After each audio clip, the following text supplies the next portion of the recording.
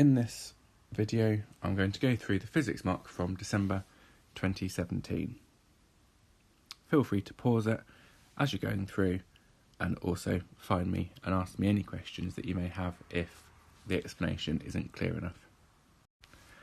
Figure 6 shows a simple model of the three states of matter, A, B and C.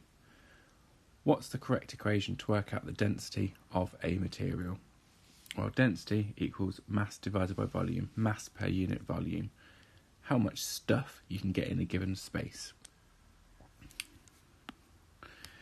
A student explains density to his teacher using the particle model in figure 6. He says there are limitations to the model. Give two limitations of the particle model in figure 6. Now what I should say here is the student of the work that I have copied has gone through with a purple pen and it's come out as black ink. So where I've, like in this case, given 0 marks, you can see at the bottom that he or she has in fact gone through the answers to improve. So I'm going to go through the model answers, if you like, and talk you through what is meant by the mark scheme. So one of the assumptions is there are no forces shown between the spheres. So they're not interacting like with gravity or electrostatic forces. They're just bouncing off each other. Another one is that the atoms or the molecules or the ions are not actually solid spheres. We pretend that they are, but that's not reality. And equally, in the three diagrams, every single circle is the same size, and we know that not all particles or atoms are in fact the same size. So no forces shown between the spheres. The atoms are not solid spheres necessarily, and they're not all the same size are the options you could have had for this one. When the gas in a container with a fixed volume is heated, the pressure increases as the temperature increases. Explain why the pressure increases. So a good example to think about here would be a lilo. That's a fixed volume. The lilo doesn't get any bigger or smaller once it's pumped up. However, I'm sure you're aware, on a sunny day, it feels harder to sit on than perhaps at the end of the day when the sun's gone down and it's cooler. It will be more squidgy. So pressure and temperature very much linked. So explain why the pressure increases. So at a higher temperature, particles will be moving around far quicker, so they have much more kinetic energy. And if they've got a bigger kinetic energy, that means that the average speed of the particles increases. They get quicker. And if they're moving around quicker, then there's going to be more collisions more frequently with the walls of the container. And the more collisions with the wall of the container that there are, the bigger the force on the wall that it will be. And if there's a bigger force, that makes the pressure increase.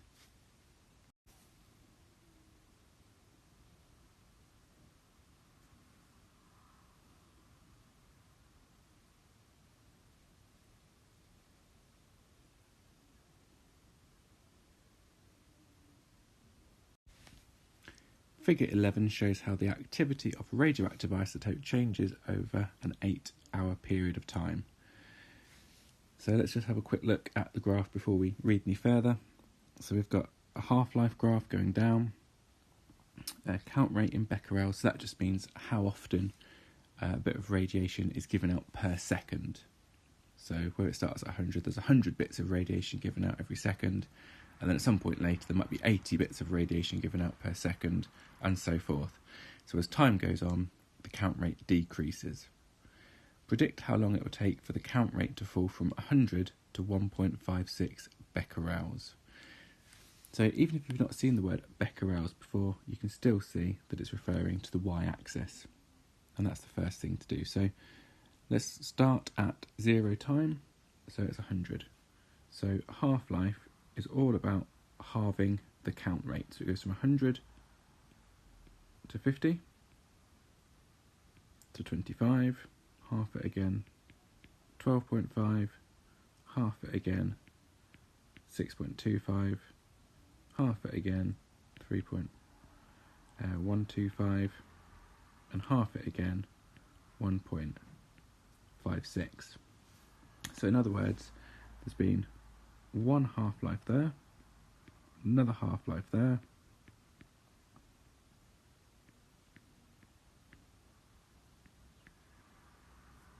so there have been 6 half-lives. So the next step is to work out what one half-life is. So for this we'll zoom in, so start at 100, half of 100 is 50. We can then read off the graph by going down, so we can see that one half-life is 2 hours. So given that one half-life is 2 hours, and we've got 6 half-lives, that gives us 12 hours for the count rate to fall from 100 to 1.56. Lead-210 is a radioactive isotope that decays to an isotope of mercury by alpha decay. Complete the nuclear equation to show the alpha decay of lead-210. So, first thing to remember is alpha is 4, 2.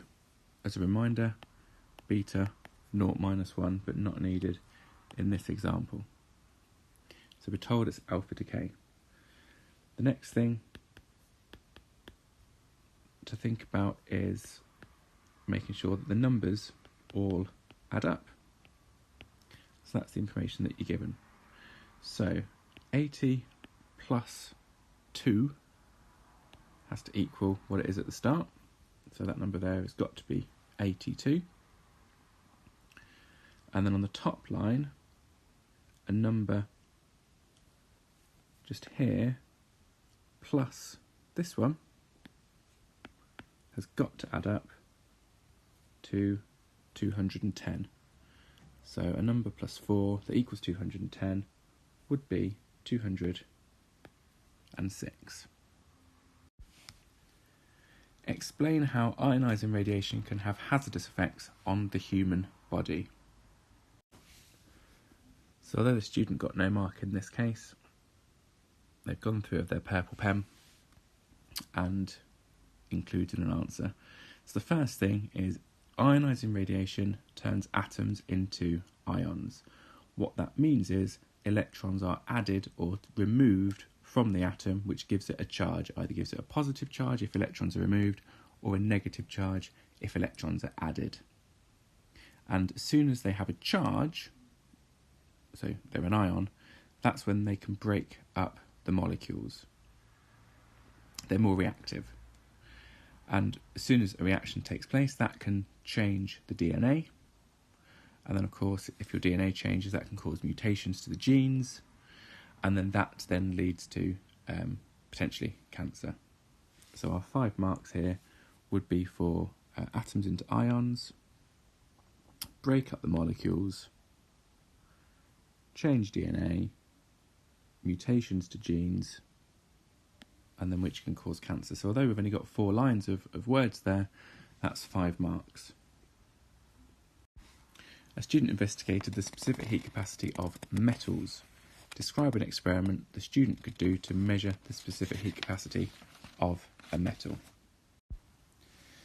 The easiest thing here is to refer straight to the mark scheme. So when you're calculating the specific heat capacity of an object, what you're doing is you're getting maybe an aluminium block, or you're getting a bit of water in a cup, but let's say it's an aluminium block. We need to find out the mass. And it's not good enough just saying find the mass. You need to say find the mass using a balance, using scales. Once you've found the mass, what you're going to do is you're going to heat it up. So you're going to need a thermometer to be put inside the mass, but you're also going to need a heater in order to heat up the block. Now, you're going to be putting energy into the system, hence it heating up, so you need to calculate how much energy you're putting in, how much work you are doing. So to do that, you would use a joule meter. So that measures the amount of energy. Or equally, you could measure the voltage, the current, and the time taken to heat it up. And then, because you know how much energy you've put in, you can assume, and this is an assumption, that the energy that you've put in has all turned into heat energy that has gone to the block. So none of it has escaped to the surroundings, for example. And then once you've worked out how much energy you've put in, you can see how much the temperature has changed by. So you can calculate the specific heat capacity, where energy equals mass times specific heat capacity times temperature change. So rearrange that for specific heat capacity. So energy divided by the mass times the temperature change. So find how much energy you put in, measure the mass of the block that you've been heating up using scales, measure the temperature using a thermometer, and then you can work out the specific heat capacity of the block.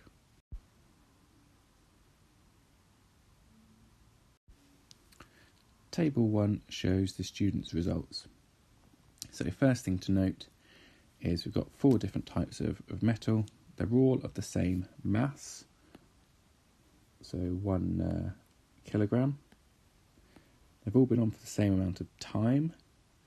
Just note it's in minutes, just in case you need to convert that to seconds later. They've got a temperature change, but one of them is missing. We'll probably have to work that out later, I'm guessing. The change in thermal energy, roughly similar, although the top one is slightly more, but roughly the same. And then the specific heat capacity of the material is the final column. So use data from table 1 to calculate the temperature change of copper. Use the correct equation from the physics equation sheet. So you'd find the physics equation sheet from the front. So we've got the equation that I've written on the previous page, but we're after the temperature change, so E equals mc delta T, so mass times specific heat capacity times temperature change. So the temperature change, delta T, equals E energy over mass times specific heat capacity. So we're looking for copper.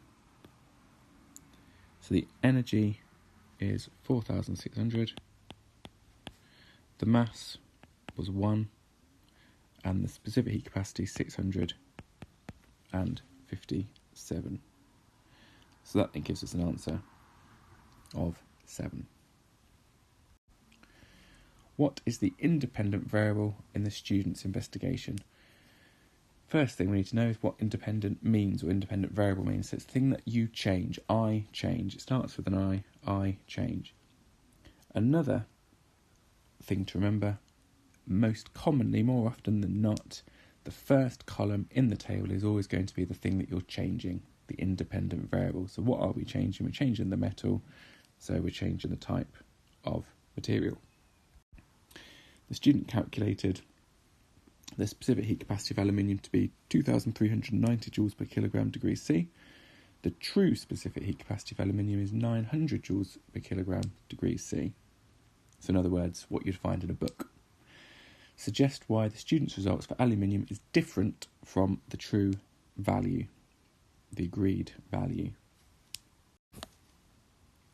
So when you think about errors and causes of errors, think about the things that you're measuring. So one of them would be the temperature. So that's probably the easiest one to think about. So you might have read the temperature wrong. Equally, you might have turned the power supply off too early. Or what else? You measured the mass of the object. So it might not be exactly a kilogram. So any of those for 2 marks. The teacher suggested that putting bubble wrap around the metal block would change the results. How would using bubble wrap change the results? Give a reason for your answer. Well, the bubble wrap insulates the material, so that means that the energy that you're putting in is less likely to escape. It's going to trap it, so it prevents heat loss. So by doing that, that's going to give more accurate readings or a more accurate value. So your calculated specific heat capacity would be smaller. This question is about speed. What's the typical value for the speed of sound? Well, let's just refer to the speed of light first of all. So we should know that the speed of light is 300 million meters per second, or 3 times 10 to the power of 8 meters per second. Very fast. So in other words, for every second, light travels 300 million meters. For sound, it travels a lot slower, so that's why you get the lightning before you get the thunder. And sound travels roughly at 330 meters per second. So what this person's tried to do, quite cleverly I think, is convert standard form into a proper number, if you like, that you can recognise, and absolutely well done. 3.3 times 10 to the 2. This question here had a lot of confusion because you didn't necessarily realise it was a distance time graph. Lots of you were referring to it as a velocity time graph. So distance time graph, the gradient tells you the speed at which the object is moving. A lot of you were talking about acceleration, which it would have been if it had been a velocity time graph. So you've lost quite a lot of marks from that careless error. So explain what figure 2 shows about the motion of the car between points A and point E. And then it says you should use values from figure 2 in your answer. So in other words, you need to do some calculations. So let's start with these calculations. So we know it's a distance time graph. So the speed equals distance divided by time. So reading off there carefully, and a number of you did rush this and got this bit wrong, it is 250. So to find out the speed of points A to B, the object is travelling a distance of 250 metres and it's taken 20 seconds to do so. So that then gives an answer of 12.5 metres per second for points A to B. Points B to C, if it had been a velocity time graph, a lot of you would have been right, a constant speed. However, it is a distance time graph. At point B, it's 250 metres away. At point C, it's still 250 metres away. It's not moving, it's stationary. It has a speed of 0 metres per second. From points C to D, again, we're looking for the gradient of our line. So this time it's starting at 250 metres and it's ending at 500 metres. So again, we've got a distance travelled of 250 metres. The time taken, well, it starts at 40 seconds, it ends at 60 seconds. So again, we've got a time of 20 seconds. So from C to D, the speed is 250 divided by 20, so 12.5 metres per second. And actually you can see that because the gradient of the line is the same for both of them. So if the gradient is the same, the speed must be the same. For points D to E, this time what we've got, if I get rid of some of this to make it clearer, this time we've got the gradient in the opposite direction. We've got a negative gradient going on. The distance is decreasing. The distance travelled, though, is still calculated in the same way. The top number and the bottom number at that point, so 500. And the time taken starts at 60, ends at 90. So the difference there is 30. So it's 500 divided by 30. And I think that gives 16.7 metres per second. Now the importance of the negative gradient is that the object is getting closer again to the origin of 0. So let's work out how we would answer this question. So I would say something on the lines of the car is moving to 250 metres in 20 seconds between points A and B, therefore it has a speed of 12.5 metres per second. It's a constant speed. Between B and C, we can see the car is stationary because the distance is remaining at 250 metres. Between C and D, the gradient is the same between A and B, therefore it's 12.5 metres per second, or again you could have done the calculation as I showed you, and it moves to a distance of 500 metres away from the origin. And then between D and E, it then goes in reverse, or towards the origin, at a speed of 16.7 metres per second. So at this point, I'll just project the mark scheme so that you can see how to get a maximum of 4 marks.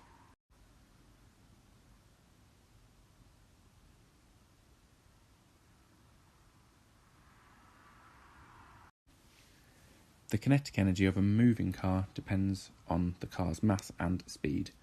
Write down the equation that links kinetic energy, mass and speed. Now, what this person's done is what a lot of people did, and they missed off the half, and they missed off the squared. So kinetic energy equals a half times mass times speed squared. Next one. A car has a mass of 1,650 kilograms. Table 1 shows the kinetic energy of the car moving 11 metres per second.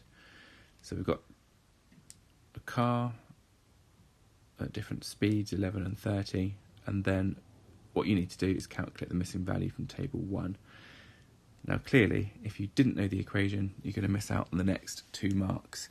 So this again shows the importance of memorising those equations.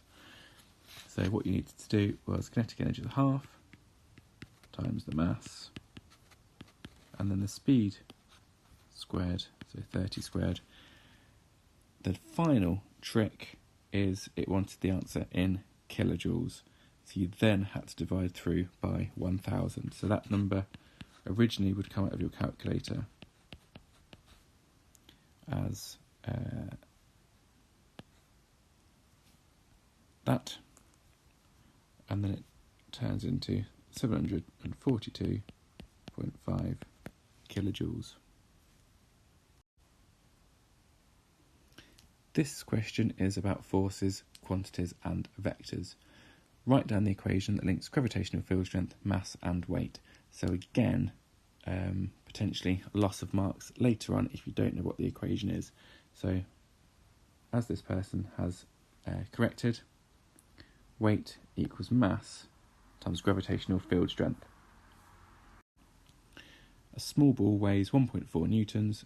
The gravitational field strength is 9.8 newtons per kilogram. Calculate the mass of the ball. So we need to rearrange the equation for mass equals weight over gravitational field strength. So the weight is 1.4 newtons and gravity is 9.8. So that gives us a tiny number of 0.143 kilograms. And actually, it's a small ball, so you'd expect it to weigh less than a kilogram. 3 marks. After it's released, the ball moves up and then back down in a vertical line. The free body force diagram in figure 6 shows the forces on the ball at one point in its flight. The force arrows are drawn to scale. So it tells you it's moving down in a vertical line and it's still in flight, and you can see that the size of the forces are the same. So explain what's happening to the ball at this point in its flight. The forces are equal and opposite, so they have the same magnitude, the same size, and because they're the same size and in opposite directions, the forces cancel out, so they're balanced. And if the forces are balanced, So the air resistance, force and the weight, in this case, they're moving at a constant speed, terminal velocity. So for the 4 marks, the ball's falling, the upwards air resistance equals the downwards weight. That means the forces are balanced, so you have a constant speed, so that's terminal velocity. Electricity in the UK is generated in many ways. Figure 7 shows an undersea turbine. The undersea turbine uses tidal energy to generate electricity. What's the original source of energy for tidal power schemes? So a lot of people didn't have a clue on this one, and it's a bit of a mean question, bit of a trick question. Tides, well, tides are caused by the sun and the moon. So, as this person has corrected, the original source is gravity from the moon and or the sun. Explain 2 advantages of using undersea tidal turbines to generate electricity rather than burning fossil fuels. Key one to note here is that tidal energy is renewable, so that means it's replaceable. It's not going to run out like fossil fuels would. So that will get you 2 marks. For another 2 marks, you could also mention that it doesn't emit carbon dioxide. And if it doesn't emit carbon dioxide, then it won't contribute to global warming or climate change. Equally, you could have mentioned that by using tidal, you're not using fossil fuels. So there's less of an impact on the environment when you're digging them out of the ground, the extraction process and transporting them. And also, by not burning fossil fuels, you don't release particulates, so there's less of an effect on your health. Some power stations burn wood instead of fossil fuels to generate electricity. A coal-burning power station burns 6 million tonnes of coal per year. Coal has an average energy value of 29.25 megajoules per kilogram. Wood chip from willow trees has an energy value of 13 megajoules per kilogram. A hectare of agricultural land can produce 9 tonnes of dry willow wood per year. It's like a tongue twister. If this power station burned dry willow wood instead of coal, how much agricultural land would be needed to grow the willow? For 3 marks, this is a beast. Let's give it a go. First thing we need to notice is coal is 29.25 megajoules per kilogram. Right, the megajoules matters less because both values are in megajoules per kilogram. However, the per kilogram is important. 6 million tonnes of coal. We need to convert that into kilograms. So 6 million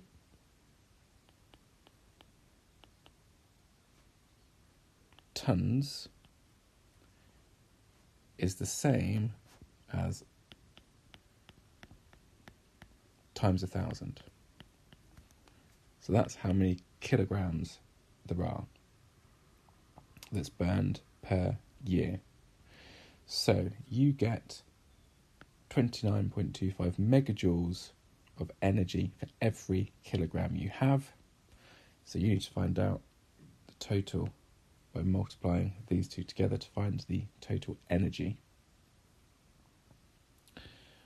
Wood chip, that one there, you've got 9 tonnes. So that's the same as converting that to 9,000 kilograms for every hectare per year. So I'll write down the equation or the calculations and go through it all together. So for coal in the black writing, per year it uses that amount of energy per year, and that's calculated by doing 29.25 megajoules for every kilogram, and then this is the conversion that we did up here. For the willow, so for 1 hectare, same calculation, just the different numbers. So it's 9 because of the 9 tonnes, multiplied by 1,000. So that's our mass. and then 13 is from here. So to find out how much land you need to then do the big number divided by the small number. So that then works out to equal 1.5 million hectares of land to have the same amount of energy as coal.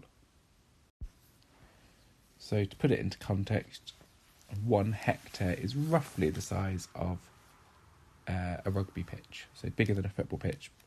So you're looking at 1.5 million rugby pitches. Table 3 shows the carbon dioxide emissions of 4 fuels used to generate electricity. So we've got coal, natural gas, oil and wood, and we've got direct and life cycle carbon dioxide emissions in kilograms per megawatt hour. So the first thing that I would notice, always looking for differences, wood is an outlier there. It's got a huge direct CO2 emission, however, it's a lot less for life cycle. But what do these two words mean? So direct CO2 emissions are the amounts of carbon dioxide released when the fuel is burnt. So physically, when you burn it, how much CO2 do you release? The life cycle one, though, is the total amount of carbon dioxide released during all stages from fuel extraction to when the fuel has been used. So in other words, wood would be the lowest for the life cycle because chop it down, you burn it. Whereas in order to get hold of coal, natural gas and oil, you've got to do quite a lot of work to get it out of the ground, to transport it, to turn it into the different types of fuel, etc. Use the data from Table 3 to explain why wood is considered to be a low carbon dioxide emitting fuel. So for this one, you should mention it has the higher direct emissions compared to the other fuels. However, it has a much lower lifetime emission. That's mainly because when you grow a tree, it locks the carbon dioxide back again, and then you can burn it and then it releases it back into the system. So that 58 really would be the chopping down, the transportation of, the burning of it, because it's replaceable, it's renewable, doesn't add to the emissions. A student is given an electrical component in a sealed box. She has to find out what the electrical component is by experiment. The student records the current and the potential difference for the component, and her results are shown in figure 6. So let's just have a look at the graph. So current here and volts along the x-axis. First thing to note is there's no current on a negative voltage. There's a huge current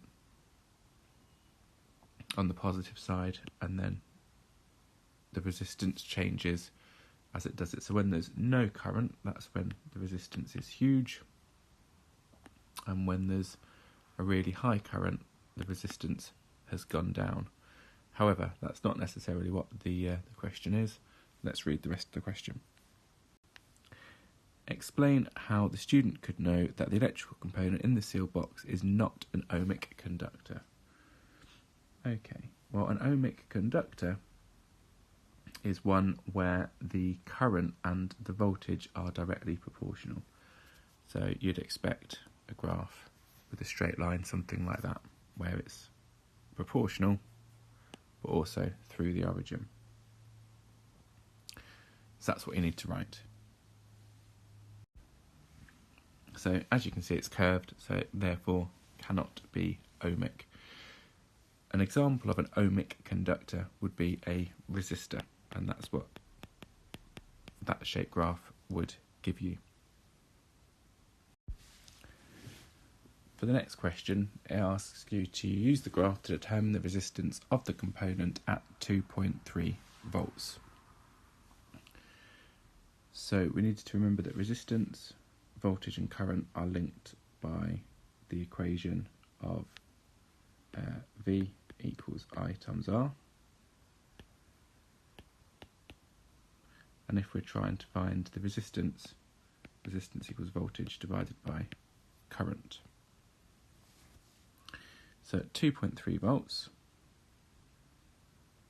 and you had to be quite specific here, so that's 2.1, 2.2, 2.3, using a ruler.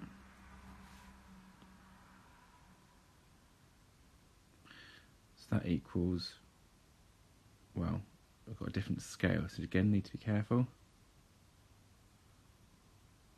So 1.2, I think.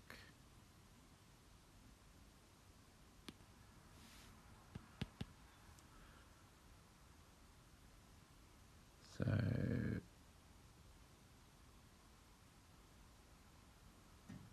resistance equals 2.3 divided by 1.2, which gives an answer of 1.92 ohms. So the mark awarded here was for seeing it as 1.2.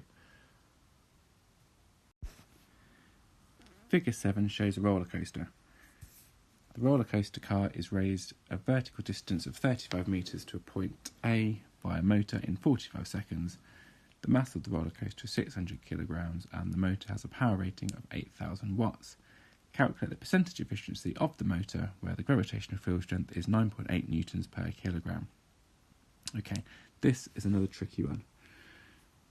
What you need to remember is power equals energy or work done divided by time. So I'm just going to change energy and change that to work done, because that's going to help us on our next equation that we need to include.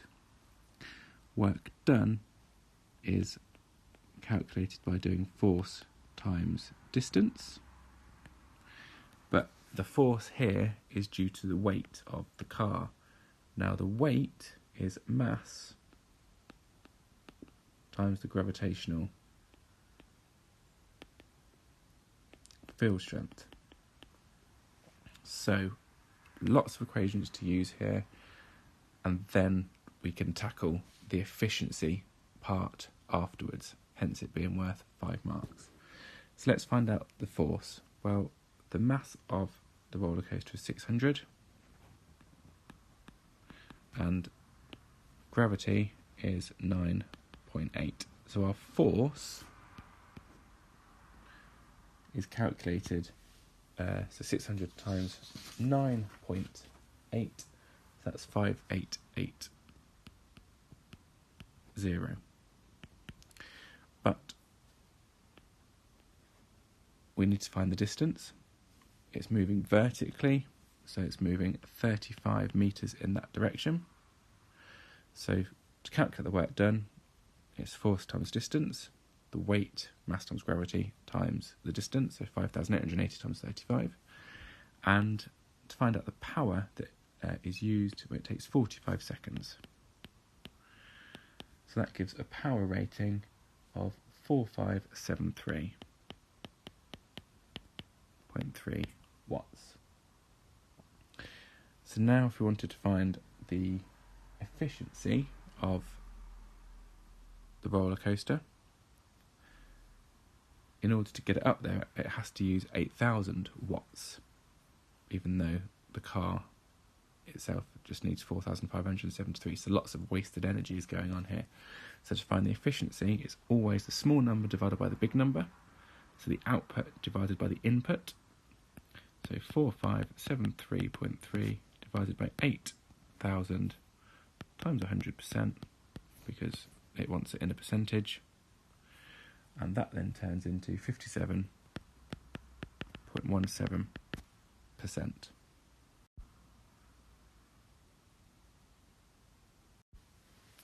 And the final question, the roller coaster rolls from point A to point B, a drop of 35 metres. Calculate the speed of the roller coaster at point B.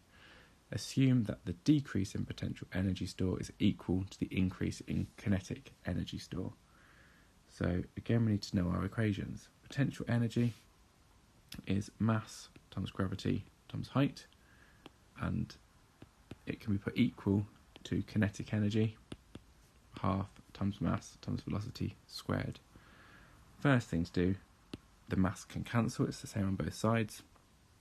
So now we can rewrite that as g, gravity times height equals a half times velocity squared. Multiply both sides by 2, so that gives us 2gh equals just v squared, because 2 times a half is 1. And then the final step is to get velocity by itself, so that's just going to be the square root of 2gh. We can now plug the numbers in. So it's the square root of 2 times gravity, which is 9.8. You told that in the previous question. And the height that it falls is 35 metres. Plug that into a calculator and it gives you a final speed of 26.2 metres per second.